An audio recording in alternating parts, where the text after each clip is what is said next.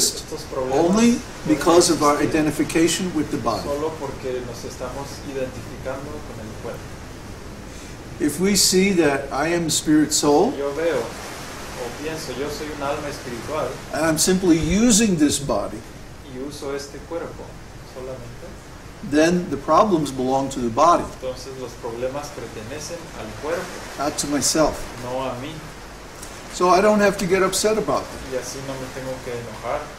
The problems may still be there, Pueden estar ahí los problemas, but they don't affect me.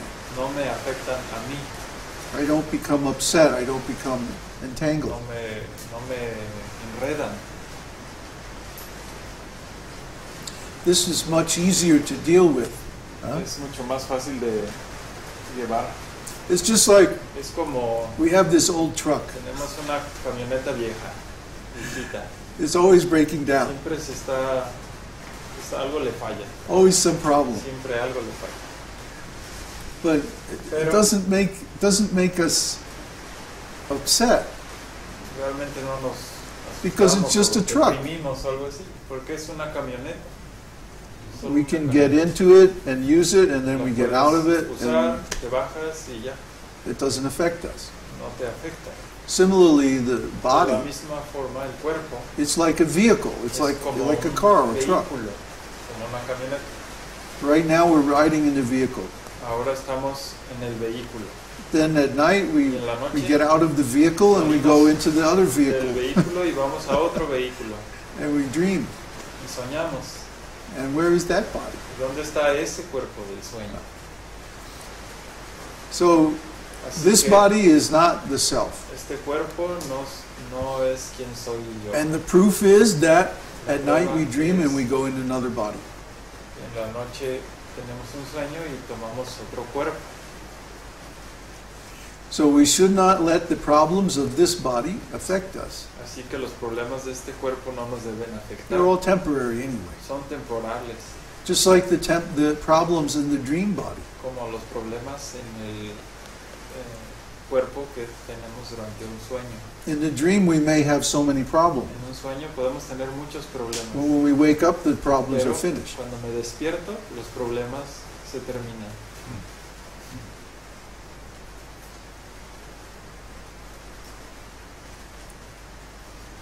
Okay? Okay. Any other questions or discussion on this point before we move on? Yes. You were talking about, you gave the example of anger, and first we own our anger, and we realize that yes, we are angry, and then we are able to disidentify with the reason for our anger. Because we can see that yes, we are not that object, that is not my real situation, and so on. But eventually, doesn't this get to a point where we don't get angry at all because the fact that we are not these situations, is so deeply rooted that nothing bothers us? No, that's an artificial idea. The thing is that anger, like any other emotion, is a quality of the soul. Krishna gets angry. It's okay to get angry. Where's the stick? Really. That it's okay to get angry, but when we suffer, when we get identified with the anger, that's the difference. Try to understand. I keep bringing up that saying, and I don't know if anybody really gets it. Pain is required. Pain is inevitable. Suffering is optional. See? Pain is going to happen.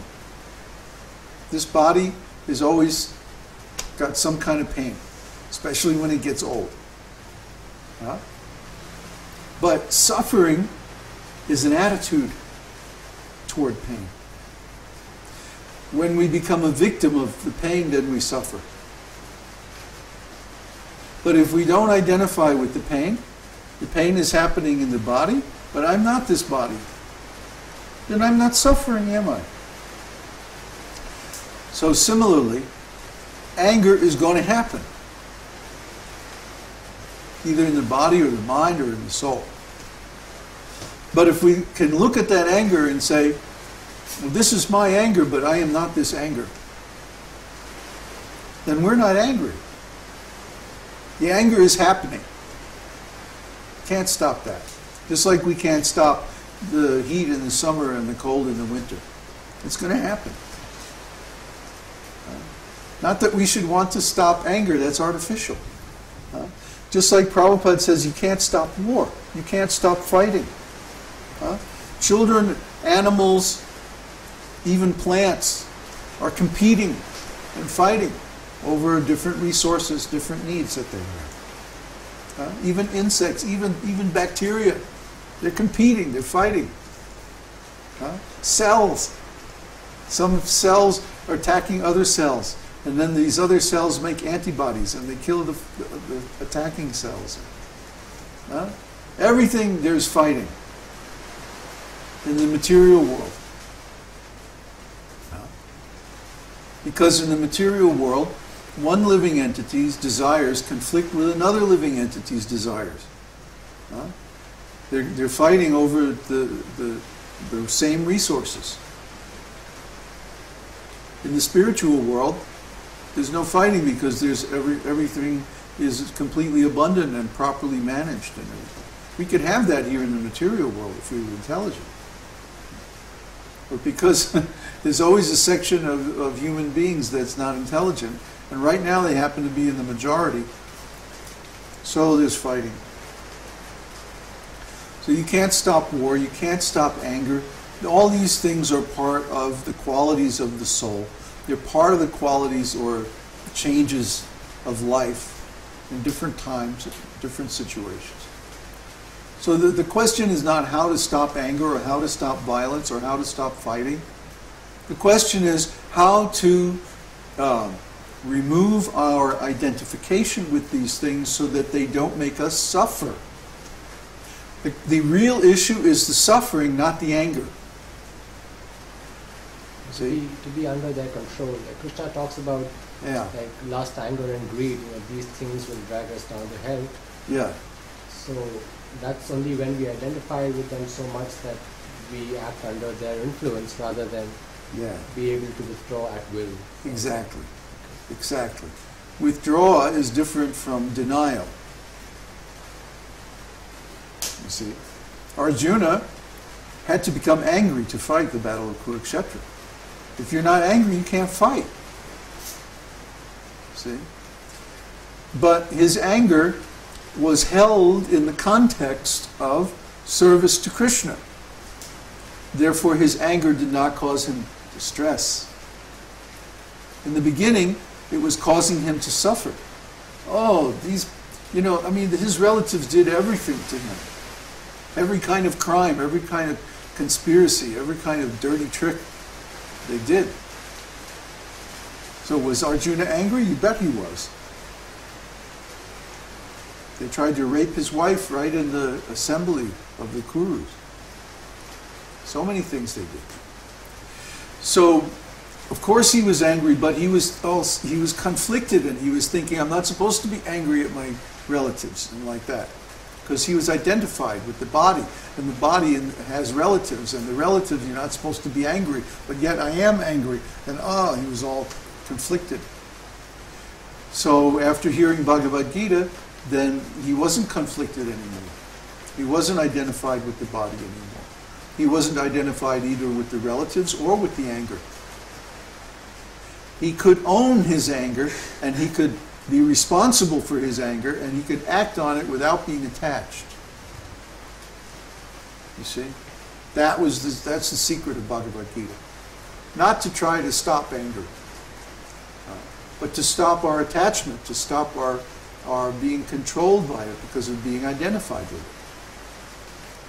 If we're in control of our anger, we can use it like a tool. See? Like this body. If this body is controlling us, oh, I want this, I want that, give me this, give me that, do this, do that, then we're suffering because the spirit soul is not meant to be controlled by matter. See, spirit soul is meant to be the superior to matter.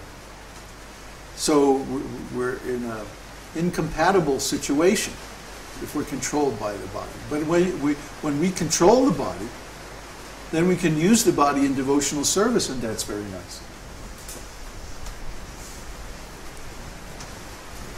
So everybody's clear on this now? I'd like to move along. Okay? Put the mic the other way. Facing the other way. Facing toward you. Yeah, it's very slow. Yeah. Okay.